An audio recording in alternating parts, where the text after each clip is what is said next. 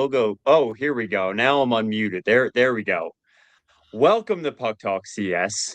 Matt Mugno, Steve Murno, and we're here to talk about the lovely draft lottery that took place yesterday. New York Rangers picking fifth overall in the 2026 NHL draft. And Steve, before we got on air, you were saucy. I'm pretty fired up too about this whole situation, so I'm gonna let you lead us here.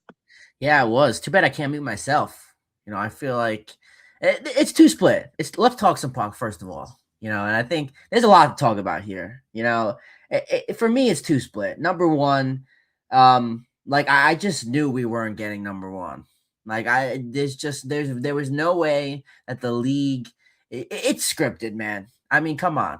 Like I don't mean to get on here and sound like a triggered Ranger fan here, but uh, the Vegas had Toronto, like they had the odds moving up and Toronto getting that number one. So you look at the odds and you saw Chicago is up, like they predicted almost everything right. So it's like they knew what was coming. How is that not scripted? I mean, it's ridiculous. Number two, as a Ranger fan, you also cannot be mad at the same time. It's like we have screwed up so many first round picks. It's like you can't blame the league for not giving us number one or number two. It's really disappointing you didn't get a top three. I mean, it was literally the worst outcome that we could have had. We dropped back to number five. That was the lowest possible outcome for a team that finished 30th in the overall standings. I mean, so yeah, Yeah. it's disappointing. But I want to hear your thoughts. I mean, I didn't get the chance to watch the draft lottery, so I would Yeah. love to hear your story of watching and like what was your reaction like just watching Well, everything. like I said, it happened in our own county, so there was that. And then it just like going in, I had no expectation for a pick, for a jump, for the Rangers, and I guess I just didn't wasn't thinking about the draft lottery all day. Like it wasn't something I was like waiting on. But they find a way to make it just the most drawn out.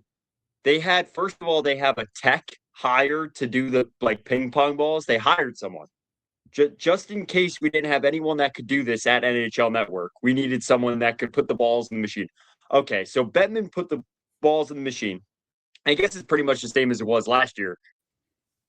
You had commercials going on. At one point, like as they're loading the balls into the machine, they cut to commercial, then cut back and do the half window with the commercials. It just was like, Oh, a show.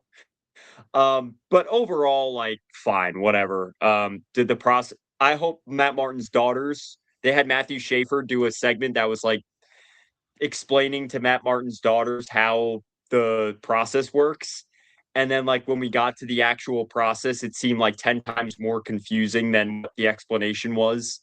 Um Suddenly you're clamoring at the end of your seat. They like show the numbers for the last like the Rangers. First of all, Steve, I know you said you didn't see it live because you had work. They showed on the screen the percentages at so they pick one ball, percentages fluctuate. Then the final ball, like suddenly now it's like the Rangers needed like 9 and 14.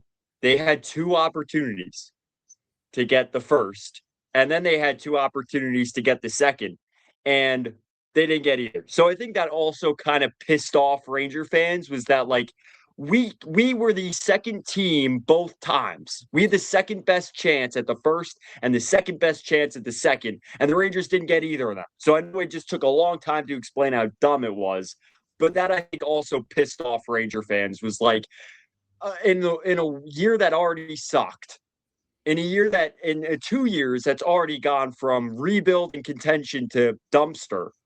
You had the second best odds twice for the first and second pick, and you didn't land them after you traded the pick last year, part of the JT Miller condition, and had the chance at lottery tickets this year. Like, even worse, Toronto finished higher than the Rangers. San Jose finished 5 points out of a terrible Pacific Division playoff, but they finished right outside the playoffs, and like now they're at 1 and 2.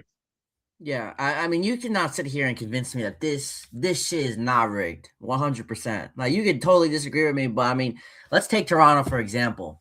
I mean, this is a team that, like, why would you not? They love giving the big markets the first pick. I mean, when do you ever see the low markets that finish last in the league you shouldn't be surprised. They never get the number 1 overall. I mean, rarely do they even get number 2 overall. So I mean, shouldn't be any surprise there. But you take Toronto, you take a franchise that hasn't been able to get over the hunch, a franchise that is quite frankly trending downwards. You got, oh, here's the Austin Matthews drama, all that stuff going on. Now he's injured. You don't know what his future is going to be. You hire a controversial figure to lead your franchise now, and you say, you know what? Let's give them the number 1. Why not? I think what's more disappointing for Ranger fans is probably San Jose, jumping. They had what? They had the 8th best odds at winning the number 2 pick, and they jump up as much as they did. I mean, that stinks. That's a killer overall. The league was like, you know what? San Jose's on the up. I mean, they were pushing so hard for them to make the playoffs. So, like, you know what? Let's give them the number 2 now. And then they were like, oh, Vancouver's just so bad. And like, they're such a stain on the league. We got to give them number 3 overall. And the Blackhawks, they're poopy too. They've been in rebuild forever now, and they've taken no steps at all. We'll give them 4. And it's like, you know what? The Rangers, screw us. We'll get 5. And that's why I said I really had no hope. I mean, we really pitched this draft up to being so, monumental to this franchise's future. And it's just, what do you do now at 5? I mean, it's just I love that, Steve. Yeah, let's get to the Rangers. So I'm going to pitch it to you. What do you do at 5?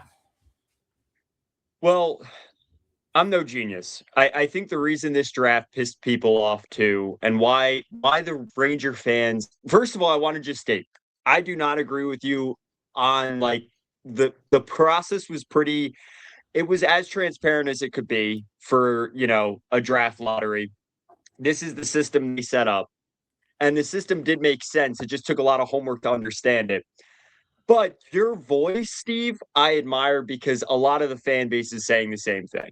And although I don't question the motives behind the league, I don't think that like everything fits perfectly. That's just my opinion. Like, I just don't know if every storyline weaves perfectly, and the way the draft lottery was conducted, I don't know.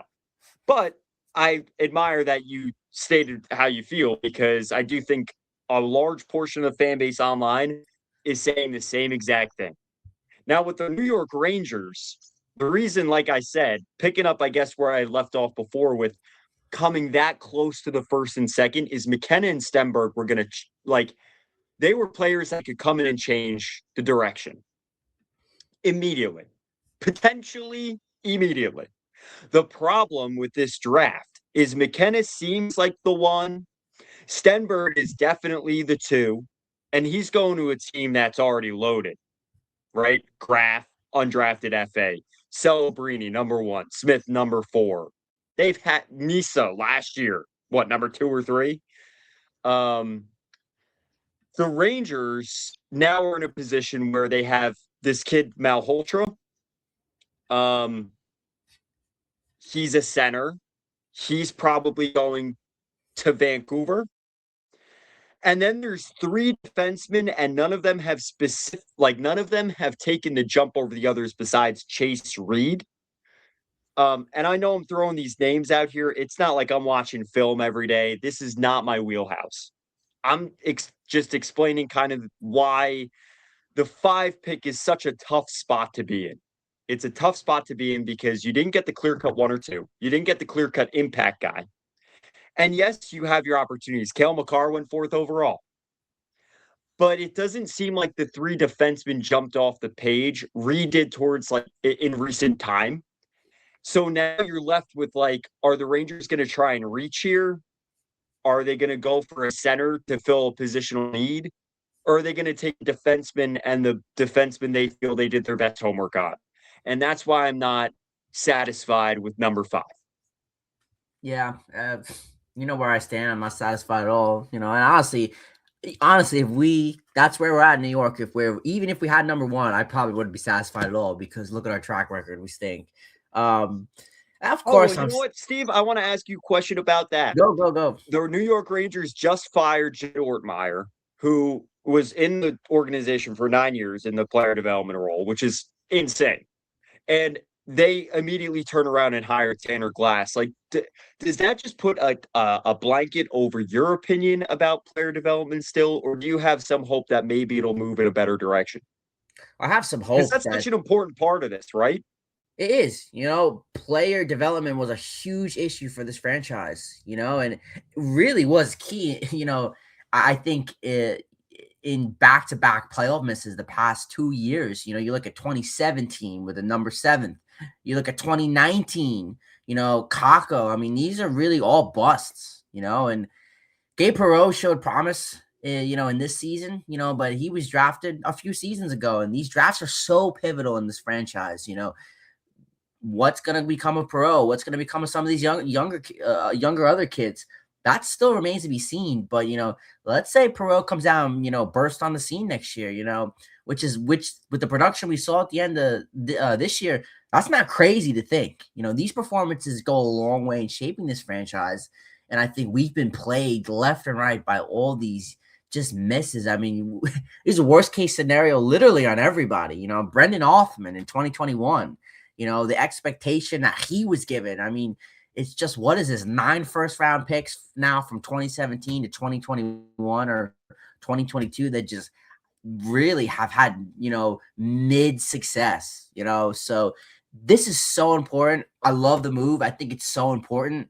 I think this is something that this franchise, quite frankly, should have addressed and made moves maybe after last year or maybe even sooner with the way things have been panning out. But it's definitely something that I'm glad we're finally acknowledging. But again, it's kind of like, the decisions, that we made 2 years ago, they span and can affect your franchise for the next 5, 6, maybe even more years, when it comes to drafting and player development. And it stinks because those are the things that really, like I said, they plague your franchise and draw you back. So that's my take. I want to ask you your take on the move because I loved it. I thought it was great. This is something that we needed to address. And I think it has the potential to make a big difference that a lot of Ranger fans are not acknowledging.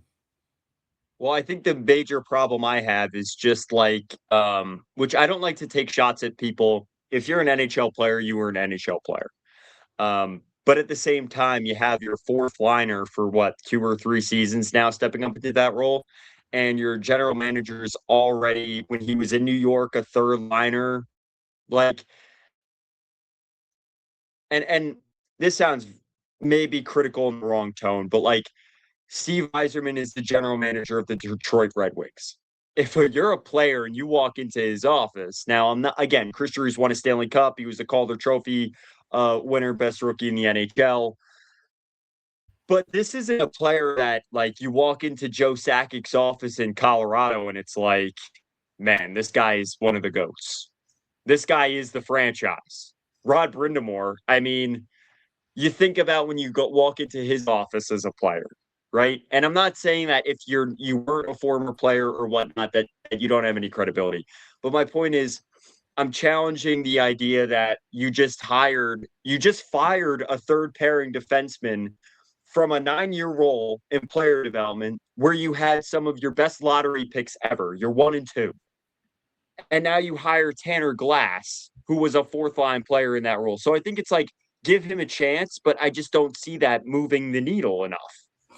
Yeah, I get what you're saying. Like it's not like you hired like Marty St. Louis, Rick Nash, even a Derek Stepan, like guys that recently retired that like really had a skill career or could develop your top end talent. I guess that's where I'm not that happy. But I do understand like the move itself, addressing it was important. Yeah, I get what you're saying. The guy in the chair and this jury is really the main driver of the ship. But how about this? To put a little ice on that. It's not going to hurt us any more than it already is now in terms of player development. There's only upside that could come out of this, the way we've been so bad. So I'm okay with it. And I was a big Tanner Glass guy. I liked him. I thought he played very well physically. So I'm willing to give this experiment a little run here. So we can entertain that. Let's see what comes out of that. I want to jump back to I asked you, what do you do at number 5? It's such a tricky spot. I want to add a new thing in here. I think you did a great job of laying out all the roadways that New York could go. Number 5 really gives us some options to think about, and I really think that this could really be a chance for us to trade the pick. I think if it's such a tricky spot because again, you're not getting that, that top 2, top 3 talent. The Rangers could sit there and see how things progress on draft night. Maybe there's a surprise or two. I don't know how things are panning out. It's a little too early to start thinking about that. Yeah. But you could trade the pick. You could move back if you don't see value. At number 5, I'm totally fine with trading back. So there's a ton of time to think about this. There's a lot of things that could pan out. I'd be okay with having another team take the pick, move up, we'll move back, maybe get a couple more picks, maybe get a player. We still have holes to address, so it's gonna be interesting. There's a lot of options. I think out of all the teams, like within the top 10, I think we're number 1 at having the most options with this pick. I think the New York Rangers are better suited to invest in their future than to try and trade the pick. And there's, I guess, 1 or 2 reasons for that. One is that we just don't see draft day trades. You know the Kevin Costner movie, Draft Day? I was watching that recently.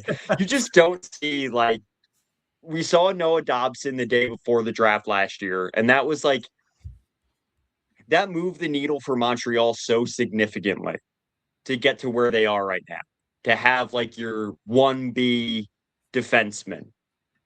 And he was young, like he's still like 27 or 28.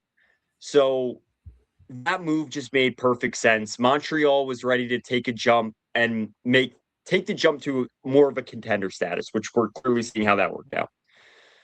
They already had their picks, right? They had Slavkovsky at 1. They had Demidov at 5. Like, I think the Rangers are better suited right now to retain the pick, although you and I will be entertaining this for the next several weeks. Just because I don't know, what player do you get that's going to change everything? Like, you still have to package the first pick with like 3 assets to get, excuse me, Brady Tkachuk if he's available. Yeah, I wasn't even thinking like in terms of Brady Tkachuk, because I don't think, I think Jerry will entertain it, but I don't think we're anywhere near on that level. I was even thinking as just as simple as trading back for 2 more picks, maybe a late first rounder and another round, just to get more, prospects. If somebody, that we don't really like is there, take a quick 2 for 1. I wouldn't mind that. But it's very early to start talking about that. I just wanted to pitch that out there because I thought you laid out the options pretty well. But I guess you got to consider trading the pick if you don't like anything. At 5, because 5 is just such a tricky spot. It's such a tricky spot, and I don't want to pump into anyone's ears like this. I'm trying to be as realistic as possible just based on the information I know. But I also think, as well read as you could be, the draft is a crapshoot. And like I said, Cale Makar went 4th overall in his draft, and that was for a reason, everyone. Like, context matters. He played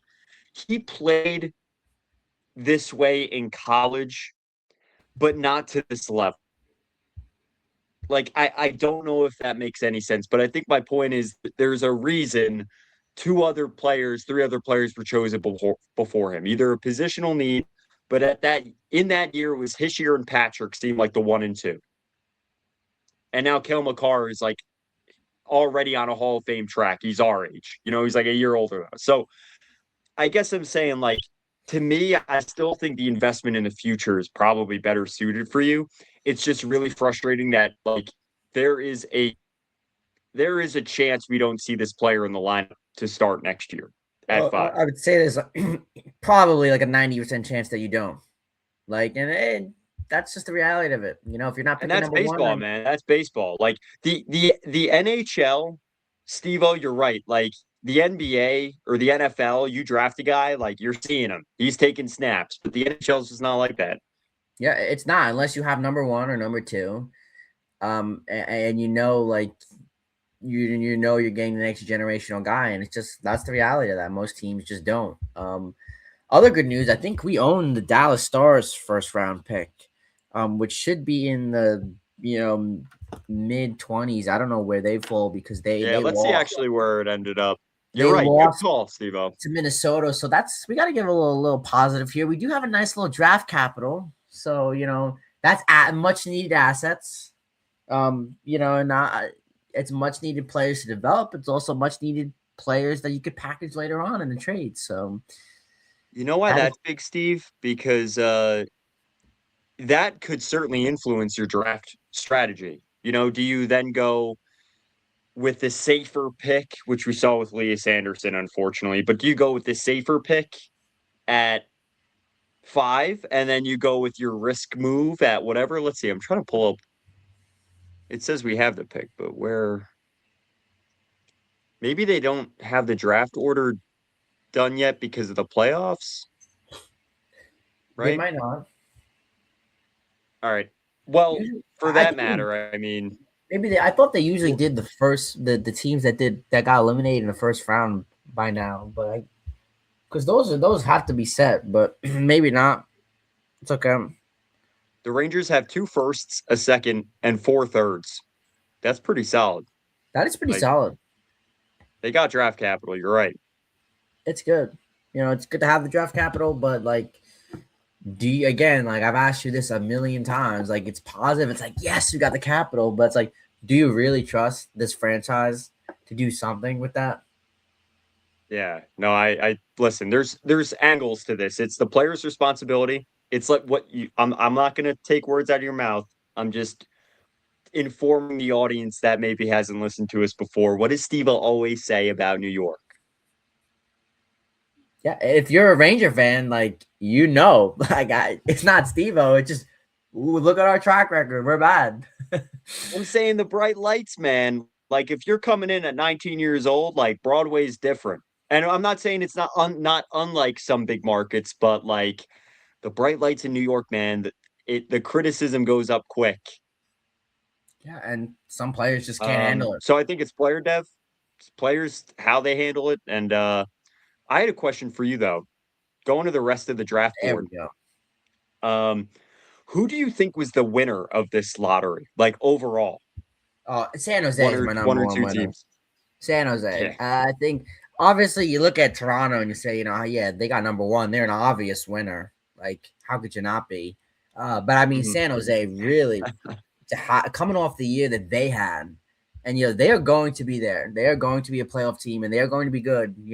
That flip is going to switch real soon in this league. A lot of people will tell you that they are going to be here Mhm. to stay, and they are going to be a good team. So all the guys, all those years of treacherous and horrible play, all of those young guys are coming up now, and you're going to start to see. And you saw it last year. They had a handful of kids that really shined and played really well.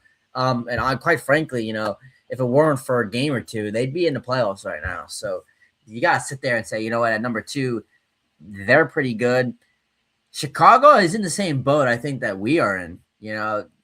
They've had, a top three, top five picks for the last couple of years now, and they really have not, outside of Bedard, they really haven't hit on anything. And, what's the direction of their franchise? I think our franchise is in a much better position than they are. So, and I sat here on the pod and I said, you know what? Watch for Winnipeg, watch for Florida. Those were teams that honestly I could have saw jumping up too. Glad we didn't see Florida jump up. But other than that, do you have any other surprises? Because other than that, 6, 7, 8 for me, that's pretty much standard. I will tell you one or two complaints I have. And it's actually so San Jose was the clear winner. Yes, I choose them as the winner too. I mean, you're adding a top pick to an already loaded team. Um, I think winner wise, I mean, this wasn't the draft lottery because the lottery was only the 2 first picks, but Florida at 9 to me is like a war crime, dude. 3 Stanley Cup Finals appearances in a row, a President's Trophy in 22, and they get the ninth overall pick. Like that's Yeah, insane, man. That's yeah. insane. I And I, I we agree. go, the Islanders have the 13th pick. So they not only got 2 picks off the trade. Now, again, this is more just, I think, a complaint session for me or vent, but like the Islanders at 13, like they were in the playoff race until the final week based on a format that the NHL set up. Like it's not like they were bad, it's just that they lost out and they're at 13. Like if you think about our draft position, I think what frustrates me is how different is the 5 pick than the 9 pick? How different is the 5 pick than the 13 pick? To me, yeah, of course it's better, and you're probably getting a better player. But what frustrates me is I don't think the 5 pick is like the 1 and the 2 this year, maybe the 3, maybe the 4. I'll go top 4 seem like the cutoff in this year's draft. Certainly the top 2 is its own league. So I think what's frustrating is you're looking, it's like we're picking 4 spots above Florida. Like the Rangers the last 2 years have been terrible. And we had to forfeit a pick because of the Miller trade. So no one else's fault but the Rangers on that one. But I just think it's crazy. Like even New Jersey at 12, it's like, you know, this is a team that should be making the playoffs and they're not. And now they have the 12 pick. So I think those things, when you look at it, like it's just frustrating that they're right there. Like the Rangers were so much worse. And now it feels like they're sitting on the outside of those top 2, top 4. Yeah. I agree with you on Florida because this year is not a predictor of what's to come next year for them, just because half their team was out because of injury, and once all those guys return, they are going to be a healthy team, and they are going to be right back in the mix, and they will be back in the playoffs if they're a healthy team. So for them at number 9 on a down year, like after the last couple of seasons they had, I mean that is absolutely amazing. I want to ask you this. This is a good question. There's a lot of people, every year, a lot of people talk about this, every time the lottery rolls around. So I want to ask you, are you a fan of this format, or do you think it should be like the NFL where you're the worst team in the league? You're like, okay, it should be Vancouver 1, Chicago 2, Rangers 3. I'll be honest. The Rangers jumped from 14-1 for Lafreniere and I think 9-2 for Kako. So although I can't complain about if you win this system, I think most people that lose this system see where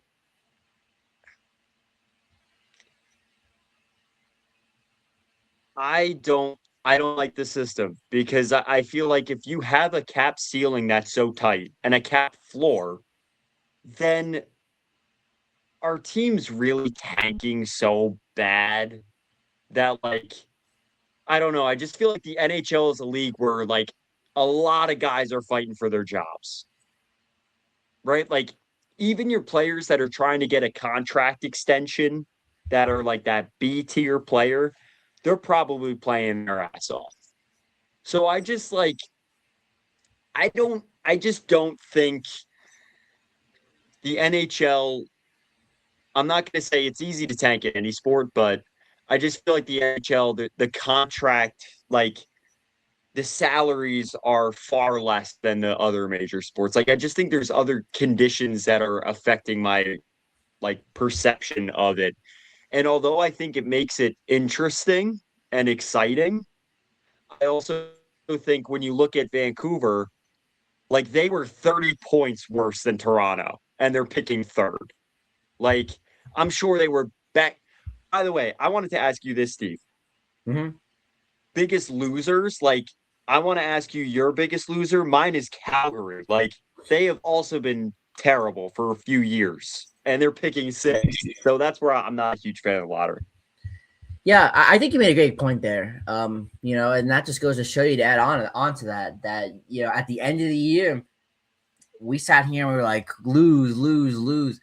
In the NHL, unless you're, the worst team, and even then, nothing's guaranteed. There's no point in tanking. There was more to gain in the Rangers winning games with the young core and having this team play well and a success than any pick here at number 5 is going to give you. Honestly, I think in the future, have those players have the impact that they had and, build that winning culture and get a taste of that and get buy-in from Adam Fox. That's just way more important, than any pick here at number 5. biggest losers, I'm with you. Calgary, I was thinking Calgary for sure. I mean, they are a piss poor team. Who do they have? They're gonna be bad for a while. Of course, you gotta say Vancouver's a loser too, just because how bad they are. I think Chicago's a loser, and it's not them getting the number fourth pick. I just think they're a loser because they stink of how bad they are. I mean, you thought after the moves they made last year that they could have turned things around and be a little bit competitive, and they weren't. They were they were a bad hockey team this year. So they're a loser overall, not just because of this draft. But I have to say the two biggest losers is probably Calgary and us. This was a worst case scenario for the New York Rangers. After everything, the Panarin trade, the failures of first round picks, the buildup and anticipation in this draft. And we said this was probably the biggest draft, of our lifetimes, just the way the direction this franchise is going. And you got the worst possible pick that you could have had at number 5. And Calgary at number 6 too. I mean, they stink, So you thought maybe they could have jumped up a little bit. That wasn't the case. So I'd say your two biggest losers right there are the Flames and the Rangers. Unfortunately, I think with the Rangers, the reason I don't love the position, which I mean, we kind of talked about it before, but thinking about it a little bit more, it's just when you're in like the 20 spot or like the 18 spot, if you take a little bit of a risk, there's an understanding that not every one of these guys is making the show, that there's a little more of a project going on with the NHL. It just is the way it is. I think what's tough with the NHL though is like your first 2, your first 3, and potentially your first 5 should be NHLers. But I feel like it's the downside of the 5 is the 5 doesn't pan out. I think it looks so much worse than like if you take a reach at 10 or you take a reach at 13. It's like, okay. But you make a pick at 5 and it's just okay. It's like, oh, now that seems like another bad year wasted. Yeah.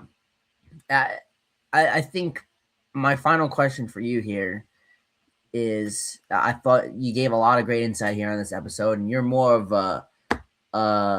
this is more your wheelhouse when it comes to drafts and prospects than it is for me. But I want to ask you, how should Ranger fans be feeling right now? Like, how should they be feeling? Should they be upset? Should they be hopeful for the future? Like, what should the temperature of the room be? It's uncomfortably hot. Like, I think the house isn't burning down, but like it's like last night. It was still like 80 degrees here last night. I don't think anyone anticipated putting on the AC. You know what I mean? Um, yeah, no, really. I just think it's like you can take your pick at one of the players that will be available. And I think you can be happy, but cautiously optimistic. And I don't think it's necessarily just because of the way the Rangers player development is, but it's also because it's not very clear who's going to be in that spot. But I feel like that's most draft years. It just sucks that I feel like the 1 and 2 are very obvious. And I feel like after that, you have defenseman, center, and then a reach at Lawrence, who will probably go around 9, center. And those are positions the Rangers need. They need defensemen. They need a center, a future center for sure. But like, I also feel like the downside is by not knowing their potential, does that implicate that they're not going to be like a legitimate top 5 pick? So that's where I think fans should feel like just cautiously optimistic for sure. And I'm the type to look like glass half full. So I see where like I keep mentioning Kale, and I know I'm not trying to say like Kale McCarr is going to be these guys are going to be like that player. But the point is that you kind of never know. Like the Rangers could hit and get lucky with the pick. Yeah. All right, let's talk to end here on a positive note. Playoffs, second round. What matchups are you looking at here that anticipate the most drama and build up for you? Minnesota, Colorado, right? And I'm psyched for Montreal, Buffalo. Like we get original 6 expansion, original expansion team that's playing for their first cup. Those are the two for me. What about you? Yeah, obviously, at first glance, I'm going to sit here and tell you Colorado and Minnesota, even though I think Colorado is just on a different level than Minnesota is. Let's be honest. I Dude, think holy just smokes. I said this before the season started. Before the playoffs started. Colorado is your team to beat. They are obviously going to be the favorites, and their offense is just it's too overpowering. And Minnesota was way overpowering for Dallas, surprisingly, and now they looked way outmatched. I mean, their defense. I mean, Minnesota's defense is struggling. Their goaltender as well. But I would probably say the most anticipated matchup for me is I would agree with you. I would have to go with the Canadiens and Sabres. I think these are two similar teams. One team is going to take, get over that hunch and, get out of that rebuild phase and get to the Eastern Conference Finals, which I think is very exciting to see. So they're two very similar teams, very similar in the style and the way that they play. So I'm excited. Like, how is Buffalo, after being irrelevant forever, going to step up in this position and play? How are the Canadians going to play? They played a very, very tough. That series against Tampa was such a grind. They played such a tough and well played series. So I'm curious to see how that translate over to Buffalo. I think that series is great. I also think that Vegas and Anaheim also could be another good series as well. I think Anaheim. You look at that game one and you say, you know what, Anaheim held in there for 2 periods and a half. Vegas really pulled away late in that game. But you could say, you know what, and also that series, by the way, we have to, where I'm going with this one. That series is like the ultimate. It's not round 2 of that series. That is the former New York Rangers matchup of the century. You'll never see that many former Rangers in a playoff round ever. So that's a fun one to watch. Obviously I'd love to see Kreider get it done and them finally get over Vegas. Vegas offense is great. I'm not strong on their defense or their goaltending as well. But it's fun. All these matchups are pretty fun. Yeah, oh my God, dude, the goaltending. Like, I think this exemplifies like everyone's like, oh, all you need is a hot goaltender. Well, guess what? You need the goalie to get hot. And I don't think we've seen a single goaltender get hot. Yeah. Dobish got hot in games 5, 6, and 7. Like, he was not hot to start that series. Vasilevsky didn't perform well. I know he's got the bag just like Igor, but I think what I'm saying though is like so many people in my comments about Igor's contract, dude. Hart not playing well. The Minnesota, they can't get a goal. Like, all of a sudden, the wall of St. Paul and friggin' Gustafson completely dried up. They're getting cooked by Colorado.